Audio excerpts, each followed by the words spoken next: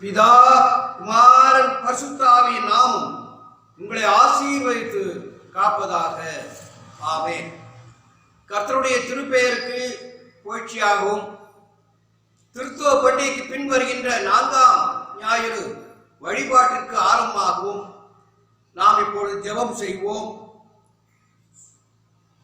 திரியேக பராபரனாய கர்த்தாவே, தேவரீருடைய மேய்ச்சலின் ஆடுகளாகிய நாங்கள் உம்மை வணங்கி போற்றி உமது திருவார்த்தையை கேட்டு அறிந்து கிருபையும் ஆசீர்வாதத்தையும் பெறும்படி இங்கே கூடியிருக்கிறோம். கர்த்தாவே, நாங்கள் உமது திருவார்த்தை ஆவலோடு கேட்டு அதன் வழியாக ஆத்ம பலம் பெற்று எங்கள் வாழ்க்கையை உமது நாமம் மகிமைப்படும்படியாக நடத்த பரிசுத்த ஆவியானவரை கொண்டு எங்களுக்கு துணை செய்தருள வேண்டும் என்று எங்கள் இரட்சகராகிய இயேசு கிறிஸ்துவின் வழியாக வேண்டிக் கொள்கிறோம் சுவாமி. ஆமேன். கர்த்தருடைய திருப்பெயருக்கு புகழ்ச்சியாக நாம் ஜெபமாலையிலே உள்ள 9வது கீர்த்தனை பாடுவோம். கீர்த்தனை எண் 9 முதல் 2 சரணங்கள். என்னாலுமே துதிப்பாய் என் ஆத்துமாவே, என்னாலுமே துதிப்பாய்.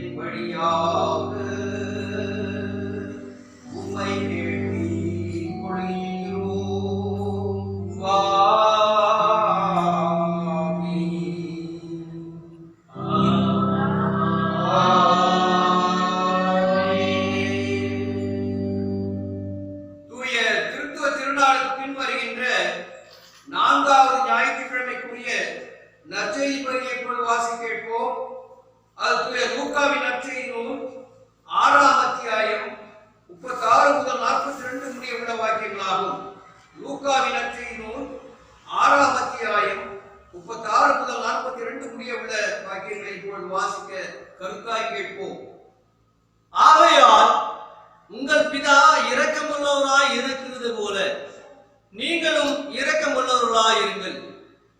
மற்றவர்களை குற்றவாளிகள் என்று தீர்க்காதிருங்கள், அப்பொழுது நீங்களும் குற்றவாளிகள் என்று தீர்க்கப்படாதிருப்பீர்கள். மற்றவர்களை ஆக்கினைக்குள்ளாகும்படி தீர்க்காதிருங்கள், அப்பொழுது நீங்களும் ஆக்கினைக்குள்ளாக தீர்க்கப்படாதிருப்பீர்கள். விடுதலை பண்ணுங்கள், அப்பொழுது நீங்களும் விடுதலை பண்ணப்படுவீர்கள். கொடுங்கள், அப்பொழுது உங்களுக்கு கொடுக்கப்படும். அமுக்கி குலுக்கி சரிந்து விடும்படி நன்றாய் அளந்து உங்கள் மடியிலே போடுவார்கள். நீங்கள் எந்த அளவினால் அளக்கிறீர்களோ அந்த அளவினால் உங்களுக்கு அளக்கப்படும் என்றார். பின்பு அவர் ஒரு உவமையை அவர்களுக்கு சொன்னார். குருடனுக்கு குருடன் வழிகாட்டக்கூடுமோ? இருவரும் பள்ளத்தில் விழுவார்கள் அல்லவா? சீஷன் தன் குருவுக்கு மேற்பட்டவன் அல்ல, தேறினவன் எவனும் தன் குருவை போல் இருப்பார். நீ உன் கண்ணில் இருக்கிற உத்திரத்தை உணராமல் உன் சகோதரன் கண்ணில் இருக்கிற துரும்பை பார்க்கிறது என்ன? அல்லது நீ உன் கண்ணில் இருக்கிற உத்திரத்தை உணராமல் உன் சகோதரனை நோக்கி, சகோதரனே, நான் உன் கண்ணில் இருக்கிற துரும்பை எடுத்து போடட்டும் என்று நீ சொல்வது எப்படி? மாயக்காரனே, முன்பு உன் கண்ணில் இருக்கிற உத்திரத்தை எடுத்து போடு, பின்பு உன் சகோதரன் கண்ணில் இருக்கிற துரும்பை எடுத்து போட வகை பார்ப்பாய் என்பதுவே. வார்த்தைக்காக அவருக்கு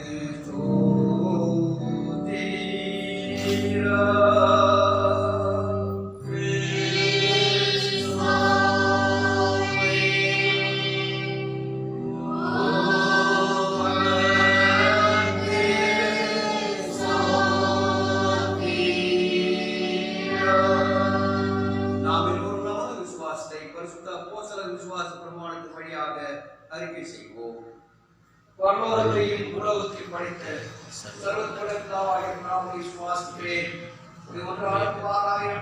இயேசு கிறிஸ்துவை விசுவாசிக்கிறேன். இவர் பரிசுத்தாவியாக போயிட்டு கன்னி மரியாதையில் பிறந்து பொத்திய பிலாத்துவுக்கு பாடுபட்டு சிலுவையில் அறைந்து மறித்து அடக்கம் செய்யப்பட்டார். மாதாளர்களே உயிர்த்தெழுந்தார். மரணத்துக்கு சர்வத்திற்காக பராபரமாக இருக்கிறார். அப்படித்திருந்து ஜீவனோடு சரியோடு நியாயம் பெற்று வருவார். பரிசுத்த ஆவியானவரை விசுவாசிக்கிறேன். பொதுவான பரிசுத்த சபை, பரிசுத்தவான்களுடைய பாவ மன்னிப்பும் சரீர உயிர்த்தெழும் நித்திய ஜீவனம் என்று விசுவாசிக்கிறேன். ஆமென். நாம் அறிக்கை செய்த இந்த விசுவாசத்திலே வாழ்நாள் முழுவதும் உறுதியாய் நிலைத்திருக்க ஆண்டவர் இயேசு கிறிஸ்து ஒவ்வொருவருக்கும் அருள் செய்வாராக. ஆமென். நாம் மீண்டுமாக கர்த்தரை சோதரிக்கும்படியாக ஞானப்பாடல் புத்தகத்திலே உள்ள 345வது ஞானப்பாடல், இயேசுவே உம்மை தியானித்தால் உள்ளம் கனியுமே, கண்டார் உம்மை காணுங்கான் பரமானந்தமே என்ற ஞானப்பாடலிலே முதல் 3 சரணங்களை பாடுவோம். ஞானப்பாடலில் 345.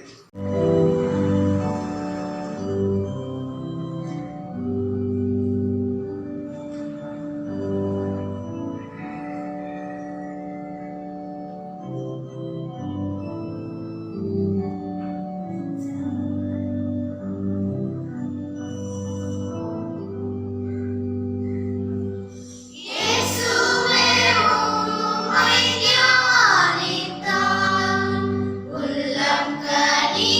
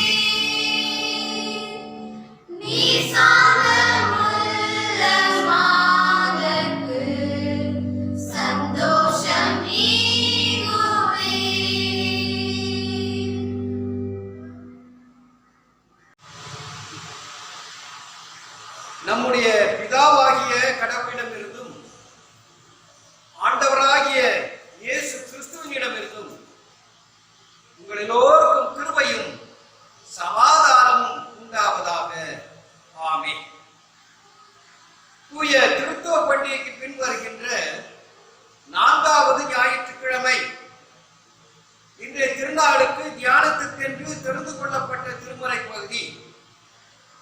அது தூய சாமுவேலின் 2ஆம் புத்தகம் 12ஆம் அத்தியாயம் முதல் 10 வசனங்களாகும். 2 சாமுவேல் 12ஆம் அத்தியாயம் முதல் 10 வசனங்கள். கர்த்தர் நாத்தானை தாவீதினிடத்தில் அனுப்பினார். இவன் அவனிடத்தில் வந்து அவனை நோக்கி, ஒரு பட்டணத்தில் 2 மனுஷர் இருந்தார்கள். ஒருவன் ஐஸ்வர்யவான், மற்றவன் தரித்திரன். ஐஸ்வர்யவானுக்கு ஆடு மாடுகள் வெகு திராள் இருந்தது. தரித்திரனுக்கோ தான் கொண்டு வளர்த்த ஒரே ஒரு சின்ன ஆட்டுக்குட்டியை தவிர வேறொன்றும் இல்லாது இருந்தது. அது அவனோடும் அவன் பிள்ளைகளோடும் கூட இருந்து வளர்ந்து அவன் வாயின் அப்பத்தை தின்று அவன் பாத்திரத்திலே குடித்து அவன் மடியிலே படுத்துக் கொண்டு அவனுக்கு ஒரு மகளை போல இருந்தது.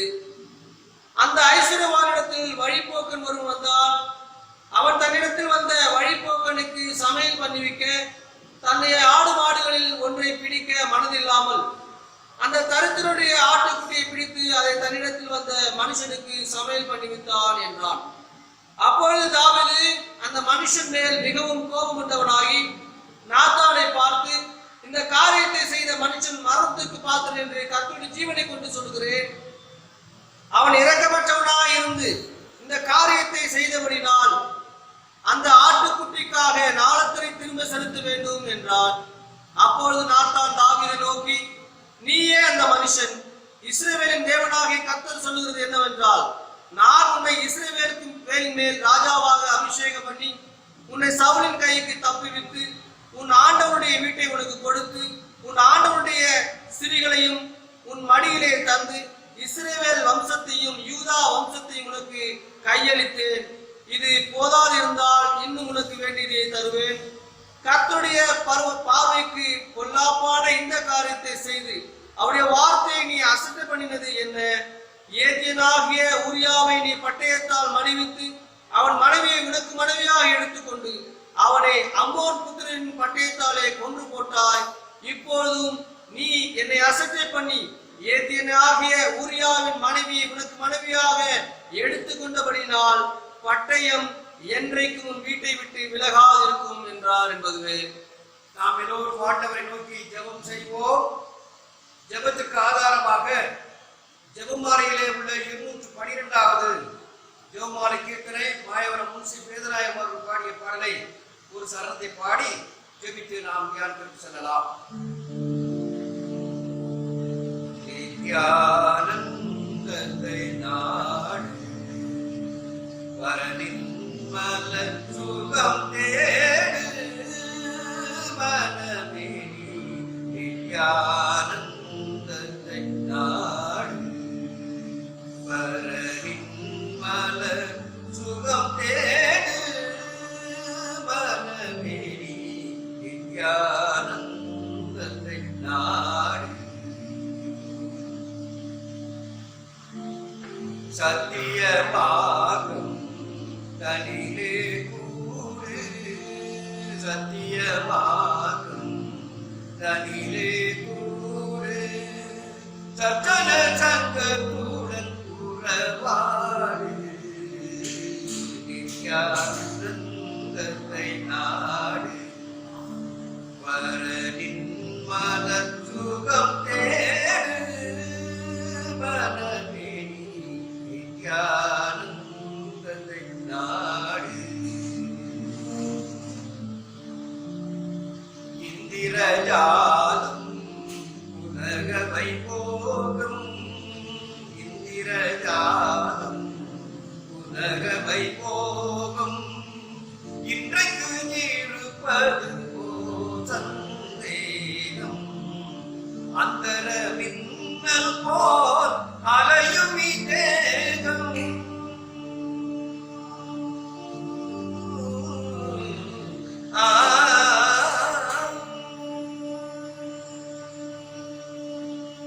அந்தர மின்னல் போல் அலையும் தேகம் ஐயோ அதோடு உனக்கு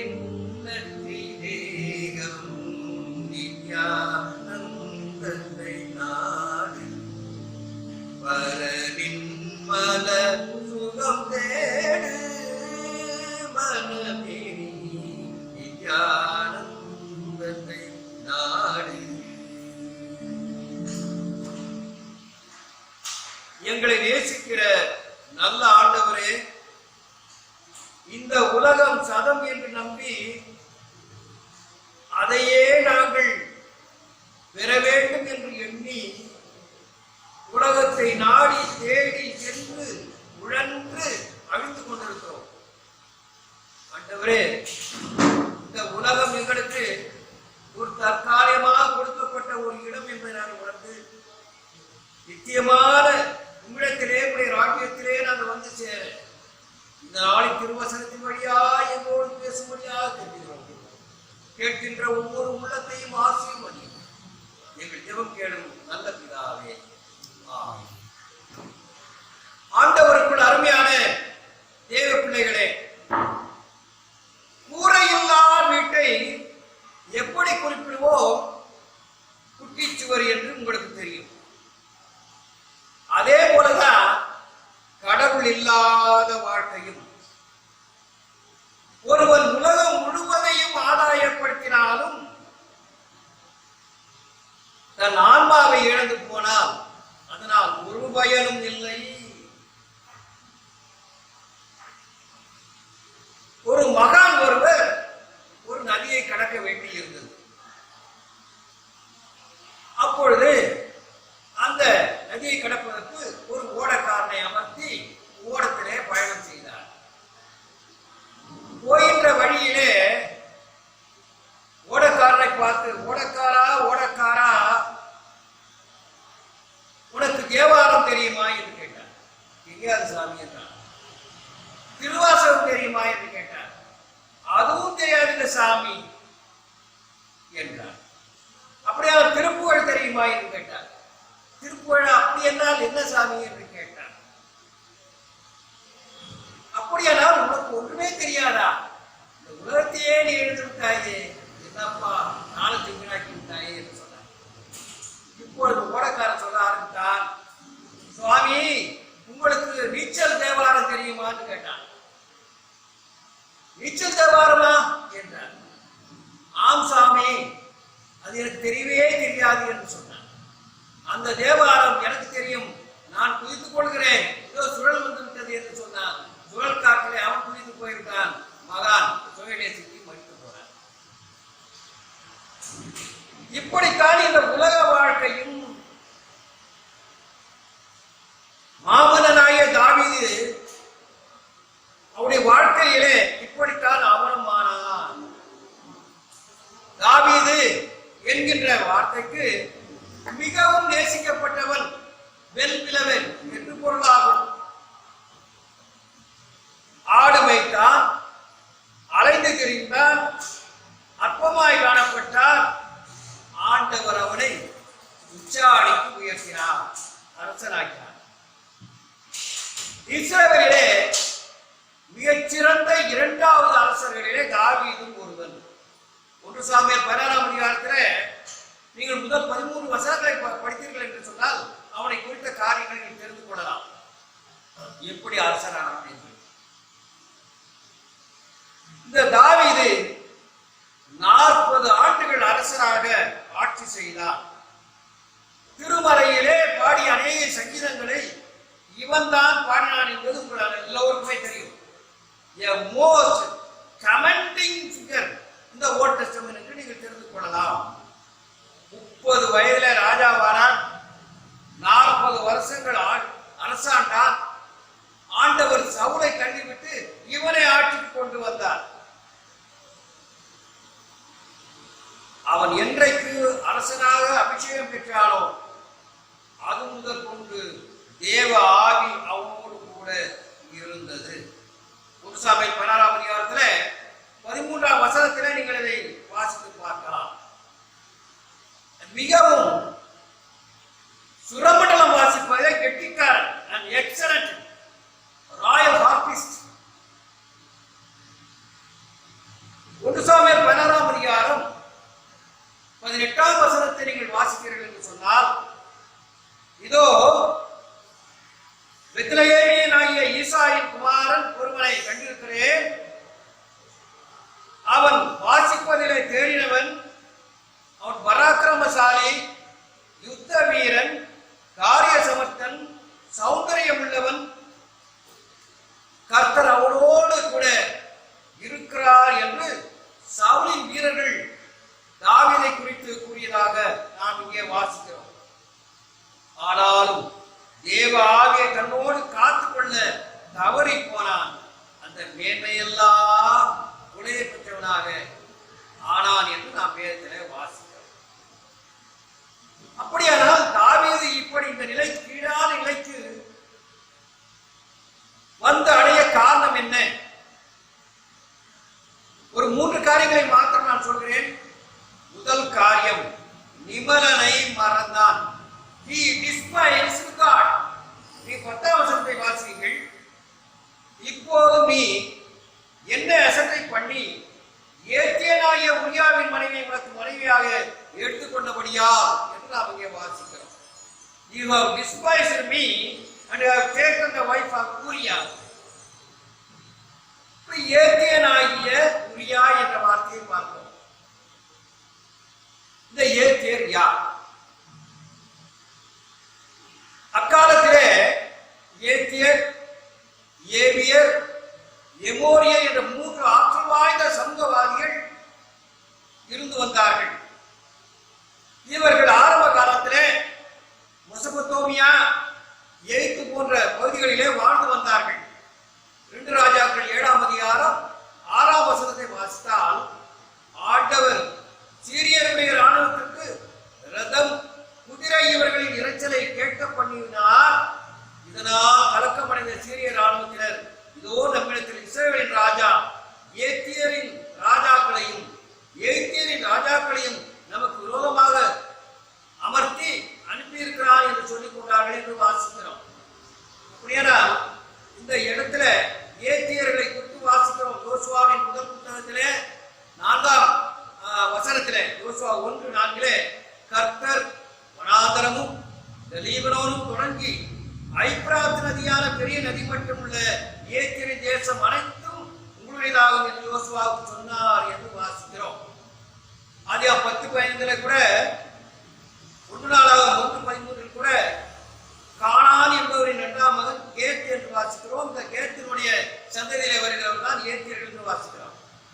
இப்ப ஏத்தியனாகிய உரியா என்று வாசிக்கிறோம். அடுத்த ஒரு வார்த்தை சொல்கிறார். இந்த உரியா யாரு? இந்த வகையில் இந்த பெயர்ல வேதத்திலே ஏறத்தாழ 4 நபர்கள் இருக்கிறார்கள். எசாயா 8:2 அகஸ்வ ராஜா வாழ்ந்த காலத்திலே இருந்த ஒரு ஆசாரியன். நெகேமியா 8:4 எஸ்ரா தன் பணியை செய்ய உதவிய ஒரு ஆசாரியன். எரேமியா 26:20 கிரியாத்தியாரின் ஊரானாகிய ஒரு தீர்க்கதரிசி என்று வாசிக்கிறோம். 2 சாமுவேல் 11:3 இன்றைக்கு நம்ம தியானத்திலே வரக்கூடிய பத்சேபாளின் கணவன் என்று பார்க்கிறோம். இந்த பத்சேபாள் ஒரு எபிரேய பெண், நேர்மையானவள், அழகாக இருப்பாள். இதனை பார்த்துதான் தாவீது மன்னனாக இருந்து கூட அந்த அழகிலே வீழ்ந்து போனான். இது என்ன காரியம்? ஆடு மேய்த்தவனை ஆண்டவர் ராஜாவாக உயர்த்தினார். ஆனால் தாவீது செய்த காரியம், அவன் முகம் தரை நோக்கிதான் இருந்தது. தன்னை கடவுள் உயர்த்தினார் என்பதை அவன் மறந்து போயிருந்தான். ஆகையினாலே தவற்றினை அவன் செய்தான். தான் செய்கின்ற தவறுக்கு எவருக்கும் தெரியாது, யாரும் காண மாட்டார்கள் என்று நினைத்தான். ஆனால் ஒன்றை மறந்து போனான், கர்த்தரின் கண்கள் நம்மை காண்கின்றன என்பதை மறந்து போனான். ஆதியாகமம் 18ஆம் அதிகாரம் 20-21 வாசித்தீர்கள் என்று சொன்னால், பின்பு கர்த்தர் சோதோம் குமாராவின் கூக்குரல் பெரிதாய் இருப்பதனால், அவையின் பாவம் மிகவும் கொடிதாய் இருப்பதனாலும், நாம் இறங்கி போய் என்னிடத்தில் வந்து எட்டின கூக்குரலின் பணியே அவர் செய்கிறார்களா இல்லையா என்று பார்த்து அறிவேன் என்று ஆண்டவர் சொன்னார் என்று வாசிக்கிறோம். கடவுள் நம்மை பார்த்து கொண்டிருக்கிறார். ஆதியாகமம் 11:5 கூட மனுபுத்திரர் கட்டுகிற நகரத்தையும் கோபத்தை பார்ப்பதற்காக கர்த்தர் இறங்கி வந்தார் என்று வாசிக்கிறோம். இதை நாம் தெளிவாக தெரிந்து கொள்ள வேண்டும். கர்த்தர் நம்மை பார்த்து கொண்டிருக்கிறார். இந்த சங்கதி தெரிந்தால் அநேக இன்றைக்கு உலகத்திலே கர்த்தருக்கு விரோதமான வாழ்க்கையை வாழ மாட்டார்கள். உதாரணமாக, பிள்ளைகள் பெற்றோர் கணக்கு நடப்பார்கள், மனைவிவார் கணவர் கணக்கு நடப்பார்கள், அல்லது கணவன் மனைவிக்கு துரோகம் செய்ய வாங்க மாட்டான். ஊழியர்கள் பணிகளை அலட்சியம் காட்ட மாட்டார்கள். எல்லாவற்றுக்கும் ஒரே காரணம், கடவுளை பார்க்கிறது இல்லை என்பதை மக்கள் நினைத்துக் கொண்டிருக்கிறார்கள். யாரும் நம்மை காண்பதில்லை என்று நினைத்துக் கொண்டிருக்கிறார்கள். கர்த்தரை பார்த்தால் இதை மறந்துவிடக் கூடாது. ஆதியாகமத்திலே 16ஆம் அதிகாரத்திலே 1 முதல் உள்ள பகுதிகள் வசித்து பார்த்தீர்கள் என்றால் ஆபிரகாம் சாராள் நிகழ்ச்சி வருகிறது. 13ஆம் வசனத்திலே ஆகார் விரட்டப்பட்டவளாக பாலைவன பகுதியிலே போய்கொண்டிருக்கிறாள். அந்த சமயத்திலே கர்த்தர் தரிசனம் கொடுக்கிறார். அவர் என்னை காண்கிறவராய் இருப்பவராக நான் இந்த இடத்துல கண்டேன் என்று அவளே சொல்கிறார். தன்னோடு பேசினவர் கடவுள் என்பதை அவள் கண்டாள். ஆகினாலே அந்த இடத்துக்கு லகாயிரோயி என்று பெயரிட்டாள் என்று வாசிக்கிறோம். லகாயிரோயி என்றால் பார்க்கிற ஜீவன் உள்ள கடவுள் என்று அர்த்தம். அப்ப கடவுள் ஒவ்வொருவரையும் நம்மை பார்த்து கொண்டிருக்கிறார். இந்த உணர்வு இல்லை என்றால் நாம் உலகத்திலே தவறுதான் செய்யும். இதை தவறு செய்கிறவர்கள் அனைவருமே கர்த்தர் நம்மை பார்த்து கொண்டிருக்கிறார் என்ற உணர்வு இல்லாமல் வாழ்கின்ற மக்கள் தான். அன்றைக்கு தாவீது இந்த உணர்வு இல்லாமல் தன்னை உயர்த்தி ஆண்டவரை அவன் மறந்து போனதினாலே செய்த தவறுதான் இங்கே நடந்தது. இப்போ ஒரு கேள்வியை கேட்கிறேன், கர்த்தரை மறைப்போருக்கு என்ன நடக்கும்? கடவுளை மறந்து போவோருக்கு கிடைக்கக்கூடிய என்ன? 2 சாமுவேல் 12ஆம் அதிகாரம் 10ஆம் வசனத்துல தெளிவாக கொடுக்கப்பட்டிருக்கிறது. பட்டயம் என்றென்றைக்கும் உன் வீட்டிற்கு விட்டு அகலாதிருக்கும். The sword shall never depart from your house. அப்படின்னா என்ன அர்த்தம்னா, இது ஒரு தேவ தண்டனை. It's a divine retribution.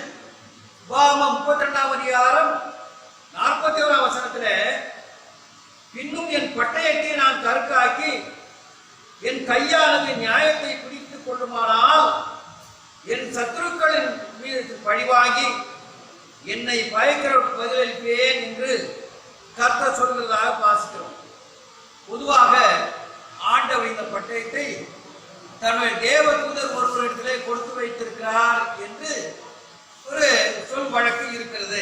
பட்டயம் என்பது தேவ தண்டனை என்று பார்க்கிறோம்.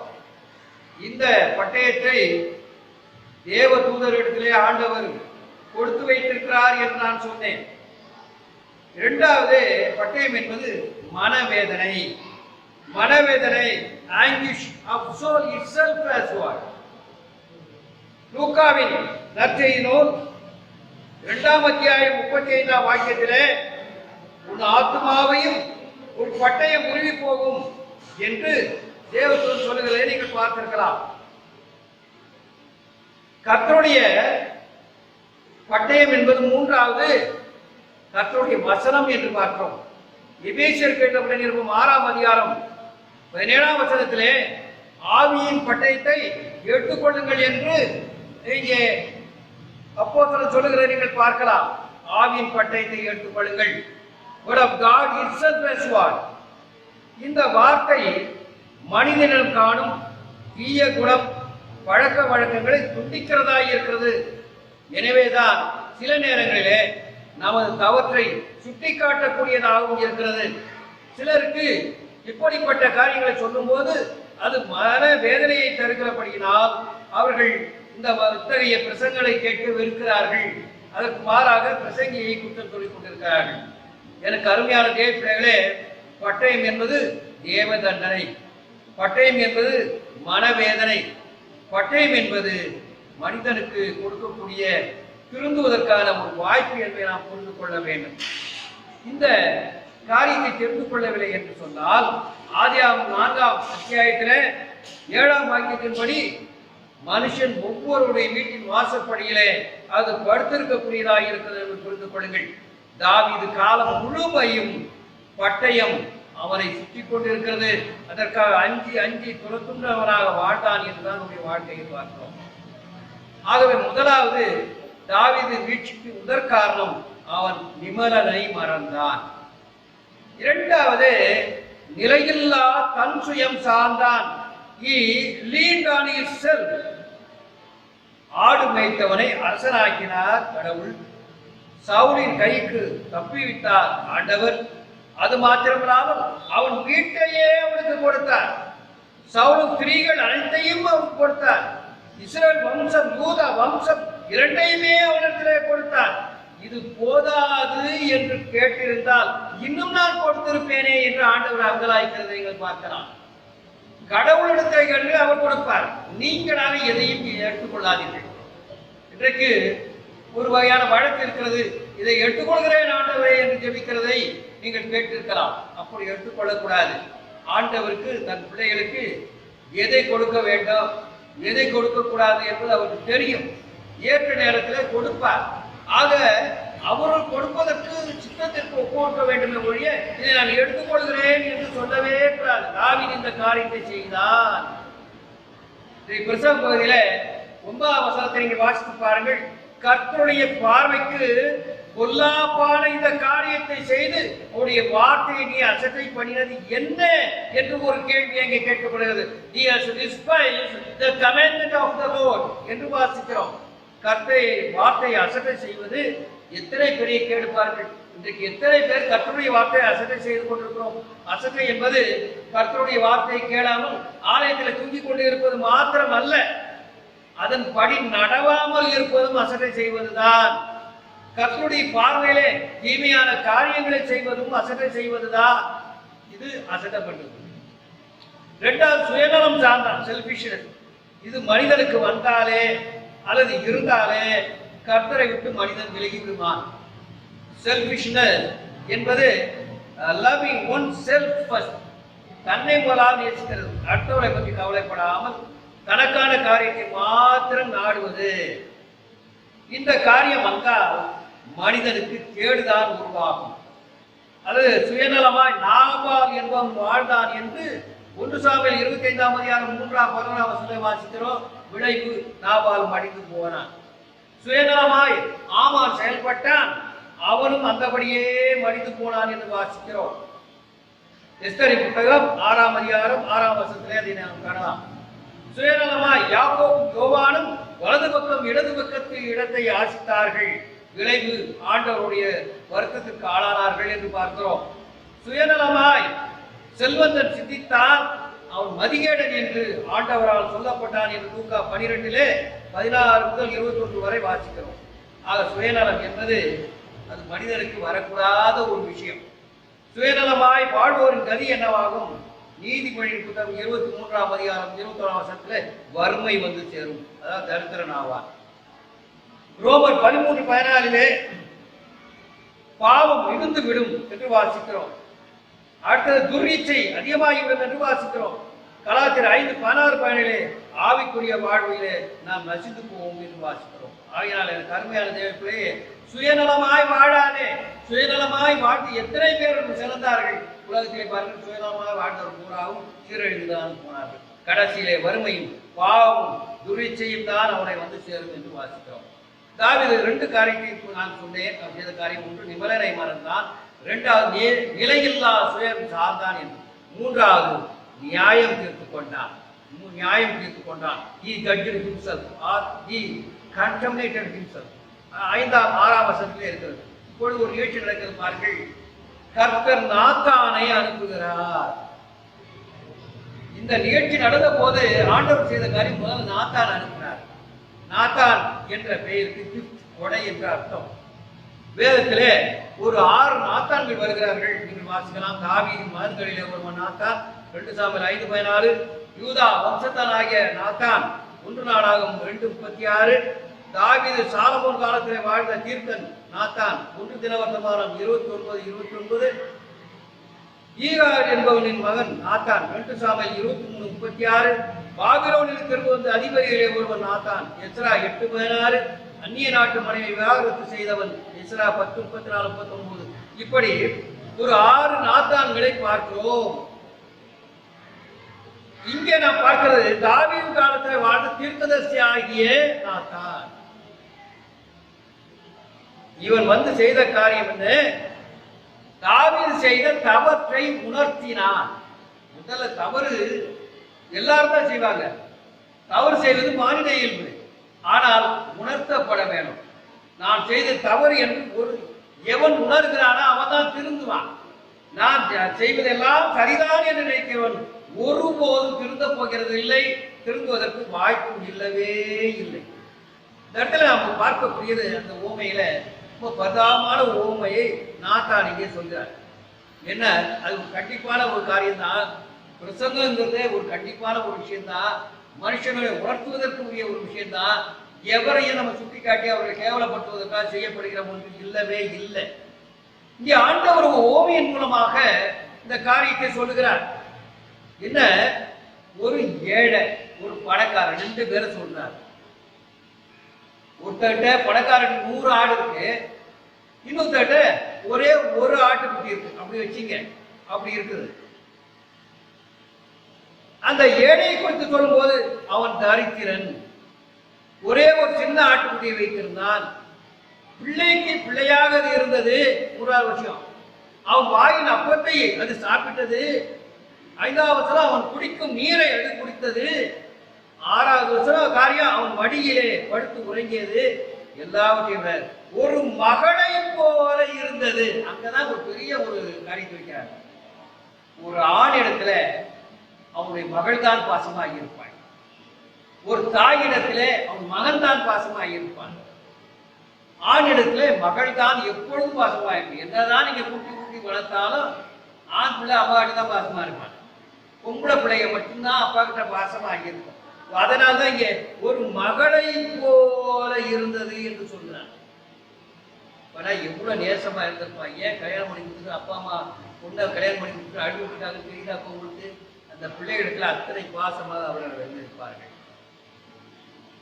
இந்த காரியத்தை ஓமையை சொன்ன உடனே தாவீது என்ன சொல்லுகிறான் பாருங்க. பயங்கரமான ஒரு காரியத்தை சொல்றான்.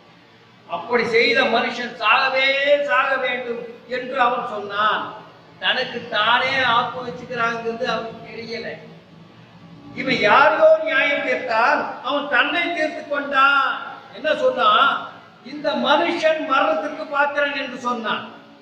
2வது சொன்னான், நான் கர்த்தனையாவது திருப்பி கொடுக்க வேண்டும் என்று அவன் சொன்னான். யாருக்கோ சொல்லவில்லை, தனக்குத்தான் அவன் இப்படி சொன்னான். நீங்க யாத்திரா புத்தகம் 22ஆம் அதிகாரம் 1ஆம் வசனத்துல பாத்தீங்கன்னா, ஒருவனுக்கு தீங்கு அழைத்து விட்டால், ஒரு பொருளை திருடி விட்டால் அதை 4 மடங்கு கொடுக்கணும். ஒரு ஆட்டை திருடினா 4 மடங்கு கொடுக்க வேண்டும் என்று இருக்கிறது. அப்ப மிகப்பெரிய கடாலைக்கு அந்த காலத்துல 4 டைம்ஸ் கொடுக்கிறது. சகையை கூட சொல்லும் போது லூக்காவின் சுவிசேஷம் 19ஆம் அதிகாரம் 8ஆம் வசனத்துல என்ன சொன்னான்? நான் கர்த்தனையாக திருப்பி தருவேன் என்று அவன் சொன்னான். பிறரை நியாயம் தீர்க்கும் போது நம்மையே நியாயம் தீர்த்துக் கொள்கிறோம் என்ற உணர்வு முதலாக நமக்கு வர வேண்டும். அடுத்தவரை ஏளனமாக பேசும்போது நம்மை நாமே ஏளனமாக பேசிக் கொள்கிறோம் என்று பொருள். பிறரை குற்றப்படுத்தும் போது நம்மை நாமே குற்றப்படுத்திக் கொள்கிறோம் என்பது பொருள். இதை தெரிந்து கொண்டால் நாம் பிறரை நியாயம் தீர்க்கவே மாட்டான். Because no man can see his own back. மத்தேயு நற்செய்தி 7ஆம் அதிகாரம் 3 முதல் 5 வசனங்களை நீ பார்த்தீர்கள் என்று சொன்னால், நீ உன் கண்ணில் இருக்கிற உத்தரத்தை பாராமல் உன் சகோதரன் கண்ணில் இருக்கிற குடும்பை பார்க்கிறேன். இன்னைக்கு வாசி கேட்க சூழ்ச்சி இருக்கு. நம்ம கண்ணில் மிகப்பெரிய உத்தரமே கிடக்கு, அடுத்தவங்க கண்ணில் ஒரு தூசி இருக்கு. அதை போய் நம்ம குறை சொல்லிட்டு இருக்கோம். ஏன்னா நம்முடைய கண்ணில் இருக்கிறது நமக்கு தெரியாது. இன்றைய சுவிசேஷ பகுதியிலே லூக்காவின் சுவிசேஷம் 6ஆம் அதிகாரம் 37ஆம் வசனத்தை பார்த்தீர்கள் என்று சொன்னால், மற்றவர்களை குற்றவாளி என்று தீர்க்காதிருங்கள், அப்பொழுது நீங்களும் குற்றவாளிகள் என்று தீர்க்கப்படாது இருப்பீர்கள். மற்றவர்களை ஆக்கினைக்குள்ளாக தீர்க்கும்படி தீர்க்காதிருங்கள், நீங்களும் ஆக்கினைக்குள்ளாக தீர்க்கப்படாது இருப்பீர்கள் என்று சொன்னதாக பார்த்தோம். யாக்கோபின் நிருபத்திலே கூட 4ஆம் அதிகாரம் 12ஆம் வசனத்திலே மற்றவர்களை நீ குற்றவாளியாக தீர்ப்பது என்ன, அதற்கு பதிலாக இரக்கம் காட்டு என்று சொல்கிறதை நீங்கள் பார்க்கலாம். யோவானின் நற்செய்தி நூல் 8ஆம் அதிகாரம் 11ஆம் வசனத்திலே இயேசு தவறு புரிந்த பெண்ணை கூட நியாயம் தீர்க்காமல் அவளுக்கு மன்னிப்பு அளித்து இனிமேல் இத்தகைய தவறை செய்யாதே என்று தான் சொன்னான். எனக்கு அருமையான தேவ பிள்ளைகளே, தாவீது வீழ்ச்சிக்கு காரணம் இந்த 3 காரணங்கள். 1, நிமலனை மறந்தான், கடவுளை மறந்தான். 2, நிலையில்லா சுயநலம் சார்ந்தான், தன்னலவாதியாய் இருந்தான். 3வது, பிறரை நியாயம் தீர்த்தான், தன்னையை தீர்த்துக் கொண்டான். இதுதான் இன்றைக்கு மனிதனுக்கு சொல்லக்கூடிய மிக முக்கியமான ஒரு விஷயம். நிமலனை மறந்தான், தேவ பிள்ளையே கடவுளை நீ மறக்காதே. நிலையில்லா சுயம் சார்ந்தான். உன் சுய நலம் சார்ந்து எந்த காரியத்தையும் செய்யாதே. எல்லாவற்றையும் விட பிறரை குற்றவாளி என்று நியாயம் தீர்க்காதே. பிறரை தீர்க்காமல் இருந்தாலே போதும். அதுவே உன்னை நல்லவனாக நிறுத்திவிடும். நீ தீர்க்கும் போது உன்னை நீயே குற்றப்படுத்திக் கொள்வாய். தேவனுடைய எந்த வார்த்தையை கேட்ட நாம் இதன்படி வாழ்வோம். கடவுள் போத பிள்ளைகளான உலகத்திலே இருப்போம். கர்த்தர் உங்களை ஆசீர்வதித்து காப்பாராக. நம்முடைய ஆண்டவராகிய இயேசு கிறிஸ்துவின் கிருபையும் பிதாவாய கடவுள் எனக்கும் பரிசுத்த ஆவியானவரை இணைக்கும் உங்கள் அனைவரோடும் கூட இருந்து உங்களை ஆசீர்வதித்து காப்பாராக. ஆமென்.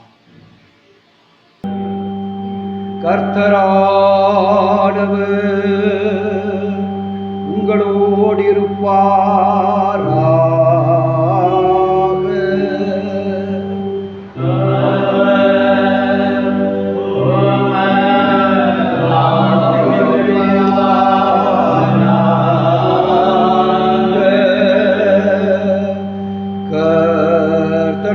கர்த்தரானவர் உன்னை ஆசீர்வதித்து உன்னை காப்பாராக.